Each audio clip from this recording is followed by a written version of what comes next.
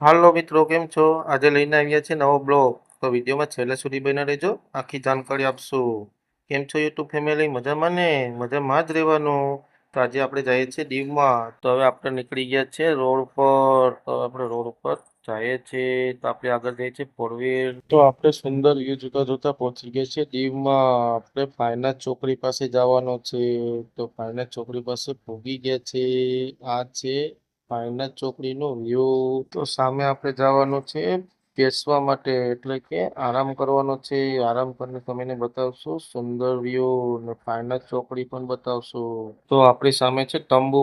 તંબુની હેઠે આપણે બેસવાનું છે. કે અત્યારે બપોર છે તો તડકો પણ બહુ છે. તો પંકજભાઈ કે આપણે ઘડીક બેસી જઈએ. તો અહીંયા લોકો ફરવા માટે આવે છે, તેના માટે સુવિધા રાખેલી છે. તો અહીંયા જમવાનું લાવેલા હોય તો આની નીચે જમી શકે છે. તો કલ્પેશભાઈ ને પંકજભાઈ જમે છે. ચાલો ભાઈ, આજે હવે બપોરનો 2 વાગી ગયા, ત્યારે પંકજભાઈ ને હવે કલ્પેશભાઈ સીભરું લાવેલા છે. સીભરું ખાઈ લઈએ. તો મિત્રો, હવે આપણે જમી લીધું છે. તો હવે આપણે જઈએ છીએ ફાયનાથ ચોકડી પાસે. તો હવે તમને વ્યૂ બતાવતા બતાવતા જશું ફાયનાથ ચોકડી પાસે. તો ચાલો ફાયનાથ ચોકડી પાસે મળીએ. હવે આવીને તમને વ્યૂ બતાવીએ. તો હવે આપણે અહીંથી સર્કલ છે, ત્યાંથી ચાલીને જવાનું છે. અહીંયા નીચે એક મંદિર છે ખોડિયારમાંનું. ખોડિયારમાંના મંદિરે હવે દર્શન કરીને તમને બતાવીએ. હવે આપણે નીચે પહોંચી ગયા છે. તો નીચે તમને ખોડિયાર માતાના દર્શન કરાવી દઈએ. આ કાચમાં ખોડિયારમાં રાખેલા છે. તો હવે અંદર આપણે મંદિરમાં જઈએ છીએ. તો મંદિરમાં આવી ગયા છે. તો ભાઈ ખોડિયારમાં બોલતા જજો ભાઈઓ, ને દર્શન કરી લેજો ખોડિયારમાંના. તો ખોડિયારમાંનું સ્થાનક અહીંયા કેટલું સુંદર છે તમે જોઈ શકો છો. મંદિરમાંથી બહાર નીકળી ગયા છે. હવે આપણે જવાનું છે ઉપર. તો સુંદર વ્યૂ જોતા જોતા જઈએ છીએ આપણે ઉપર.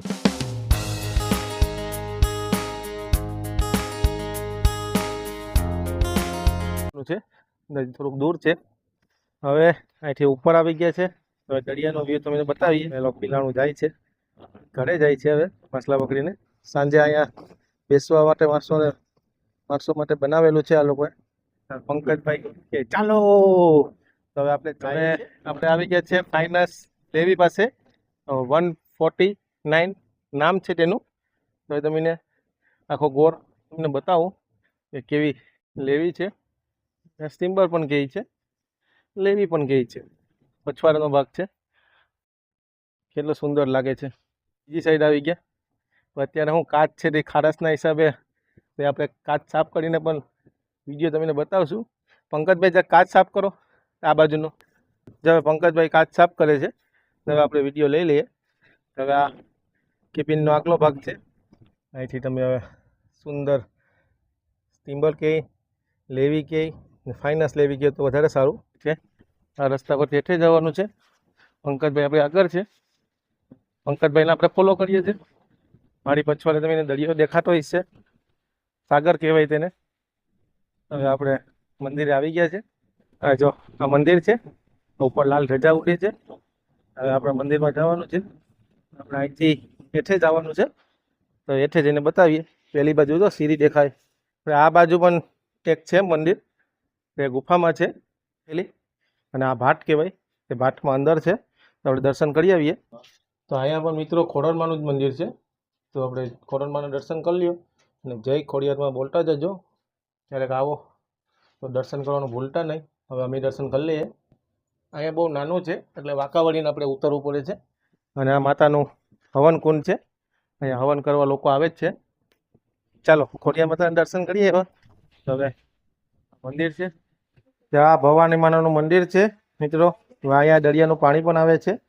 તો પાણી આવે તમને બતાવો. તો ગાઈસ અહીંથી હવે આવે છે પાણી ભવાની માતાના મંદિરે. બીજું પાણી આવે તો પંકજભાઈ આવી ગયા છે. હવે અંદર પાણી આવે છે, બહુ ઝાઝું બધે આવે છે, કેમ કે અત્યારે દરિયામાં પાણી ભરાઈ ગયા છે એના હિસાબે. ચાલો ભવાની માતાના દર્શન કરી લ્યો અને જય ભવાનીમાં બોલતા જજો. અહીંયા ભવાની માતાનું ત્રિશૂળ છે અને અહીંયા પાણી આવે જ છે, કેમ કે આપણે બારોબાર દરિયો છે. ભવાની માતાના દર્શન કરી લીધા છે. હવે આપણે બારોબાર જવાનું છે. તો બારોબારનું સુંદર વ્યૂ તમને બતાવીએ. અને જો મિત્રો, આ છે ભવાનીમાં અંદર દેખાય છે. બાકી જો અહીંથી પાણી અંદર જાય છે ભવાની માતાના મંદિરમાં. ત્યાં આપણે દરિયાનો વ્યૂ છે. તો ક્યારેક આવો, અહીં નજારો સુંદર છે. હવે આપણે અહીંથી નીકળવાનું છે. હવે ક્યાં મંદિરે જશું તમને બતાવશું. છે ભાઈ એવા છે ને એ મોટું ઉપર છે. હવે આ ગાડી છે, તો ગાડીમાં સાંજે પબ્લિક ફરવા આવે છે, તેને આ રોડ ઉપર ફરાવે છે. જવાનું છે તો આપણી ગાડી પેલી છત્રી દેખાય ને તે બાજુ પાર્ક કરેલી છે. હા ભાઈ, ચના ચોર ગરમ વાળા છે. ચના ચોર ગરમ ખાવા હોય તો આવી જજો. ફાઇનલી આપણે બાઇક પાસે પહોંચી ગયા. તો હવે આપણે અહીંથી નીકળવાનું છે. સામે દેખાય છે હાઈવે રોડ છે. આપણે હાઈવે રોડ ઉપર નીકળી ગયા છે. સુંદર વ્યૂ જોતા જોતા આપણે આગળ જવાનું છે. ફાઇનલ ચોકડી પાસેથી નીકળ્યા હતા તો રસ્તામાં એક વ્યૂ આવેલો હતો, તો અહીંયા આપણે જોયું, તો અહીંયા વિડીયો બનાવવા ગયા તો આપણે જાણવા મળ્યું તો શમશાન છે. આ શમશાનમાં મહાદેવ છે, તો મહાદેવ બાપાના દર્શન કરી લઈએ. શ્રાવણ મહિનો ચાલે છે, મહાદેવ બાપાના દર્શન કરી લઈએ. હર હર મહાદેવ મહાદેવ. આ બૈલા હવે આ શમશાન છે. શમશાને આપણે મહાદેવ બાપાના દર્શન કર્યા. તો હવે શમશાનેથી આપણે નીકળવાનું છે. ચાલો હવે તમને આગળ બતાવું દરિયાનો નજારો. હેલો ભાઈ, હવે આપણે આવી ગયા છે ગંગેશ્વર મહાદેવના મંદિરે.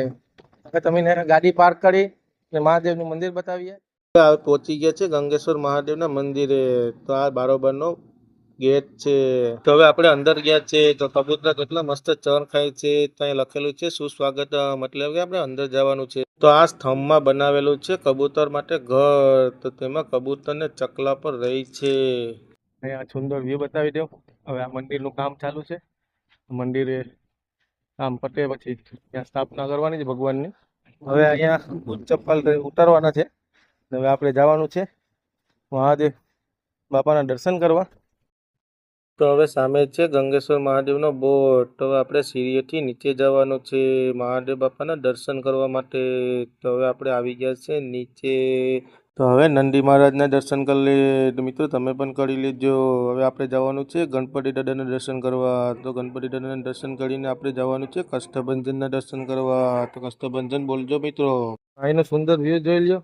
અહીંયા પાંઠા લખેલા છે, એટલે કે પાણી ઉપર વધારે નહીં આવે એના માટે. હવે આપણે અહીંથી જો પાણી આવે છે, શંકર ભગવાનની લિંગ છે અહીંયા. હવે અહીંનો સુંદર વ્યૂ, મંદિરનો નજારો એને બતાવું. અત્યારે હેઠે ભક્તો દર્શન કરે છે, પછી ભક્તો દર્શન કરીને આવી જાય ઉપર, પછી તમને દર્શન કરાવી દઈએ અને અમે પણ કરી લઈએ. તો આ દરિયા કિનારે જ આવેલું છે. હવે આજે બધી દરિયા કિનારાના જ સીન લેવાના છે આપણે, તો વિડીયોમાં છેલ્લે સુધી બન્યા રહેજો. તો હા, મોટા ગણપતિ દાદા છે. તો હવે આપણે ભાટ ઉપર નાગદેવની નકશી કાઢેલી છે. પંકજભાઈ ગંગેશ્વર મહાદેવની લિંગ ઉપર જલ ચડાવે છે ને પગે લાગે છે. તો બીજી લિંગ ઉપર પણ જલ ચડાવી દે છે પંકજભાઈ.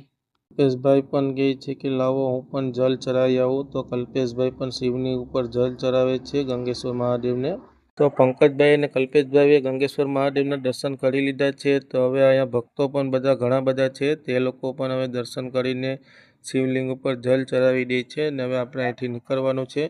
તો મિત્રો હવે જાય છે ગંગેશ્વર મહાદેવથી મંદિરથી આપણે બારોબાર નીકળી ગયા છે. તો તમને સુંદર વ્યૂ બતાવી દો. હવે ઓલમોસ્ટ તો બધે લઈ જ દીધું છે. ચાલો હવે પાછા આપણે ગેટ પાસે આવી ગયા છે. હવે આપણે બહાર નીકળવાનું છે. આપણી ગાડી સામે પડી છે, તો સામે હવે ગાડી પાસે જઈએ. તો હવે આપણે નીકળીએ છીએ. આ કબૂતરા કેટલું ચણ ખાય છે મસ્ત. તો આ છે ગંગેશ્વર મંદિરનો બોર્ડ.